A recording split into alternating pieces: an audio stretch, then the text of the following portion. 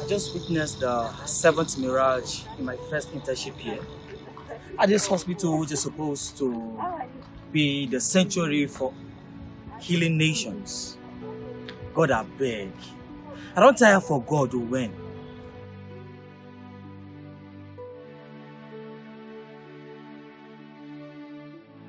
How can it be? How can it be that our portfolios are heavier than our graces? Our appearances is more expensive than our ability.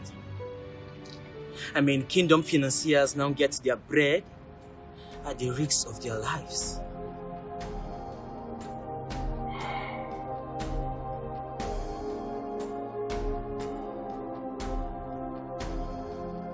Could this be you too, dear friend?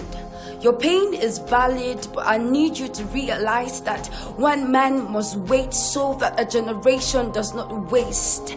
It only becomes a tragedy when we handle our Sabbath in the days when our strength has failed us. Inside of us are treasures, but there is a pressure for us to give into the seeming defeats littered around us, just so we do not live up to the measure of His dynamic power at work in us. So I ask you, oh deliverer, can you still hear bed pangs, or your ears have been shut because you now take meals at the corridors of compromise? Friends, there is a story about God that only your life can tell. So Satan will do all that he can so that you do not appear before God in Nineveh, the place of assignment and allocation. It is saddening to see that despite our eloquence and exegesis, even Shakespeare did shake at the talent in our pen, but yet we look like the faded glory of our territories.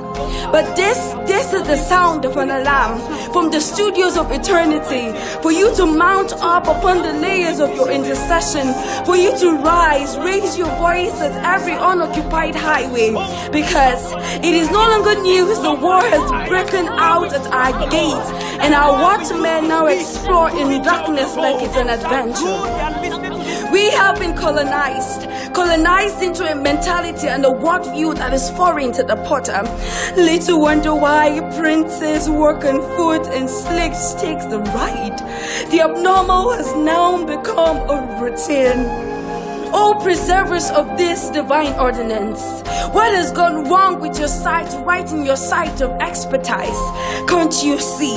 Can't you see that there is a myriad of afflicted watchmen? Can't you see that the captivity of the bondwoman is no longer a cliche? We are now caged in an age with inexhaustible advantages. Oh, mortal man, what testimony will the world give when you come and stand before the conclave of immortals? Oh, I beckon on you, the one who is consecrated, the capsule sent to heal our fractured soul from the bruises of Satan. You have tarried so long on the sick bay of spiritual leprosy and epilepsy. You are the you version of God that we want to read. You see, we are such a Kairos generation. A generation too audible to be ignored, but we do not differ from a sounding cymbal because we have failed to wield the weapons of Zion that has been jealously lavished upon us.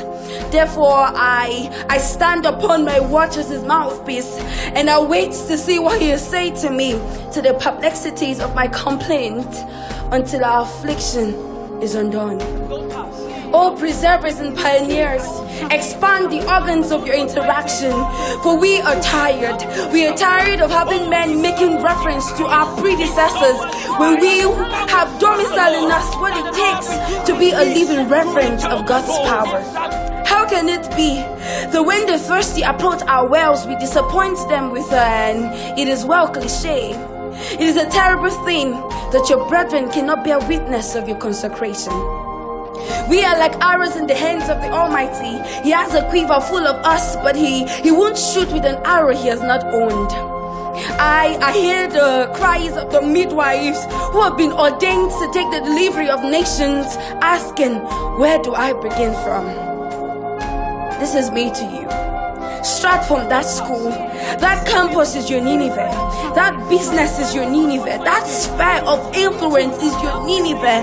Because if it took one stammering Moses to preserve the name of our God in a land as fierce as Egypt, you are not impossible to introduce a dimension of God that was not revealed to our fathers. So come, separate yourself from the residue of your fallen state and search for the emphasis of your existence before you become a past tense.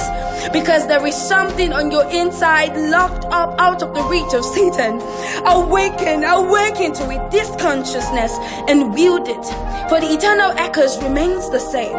Who will go for us? Who will preserve the fragrance of the ancient and set the path straight for the lost? I am Victoria, and I am not the last man standing loving Jesus. We are many, and much more will come from afar, who will send packing legions of Antichrist out of every region, religion notwithstanding. Amen.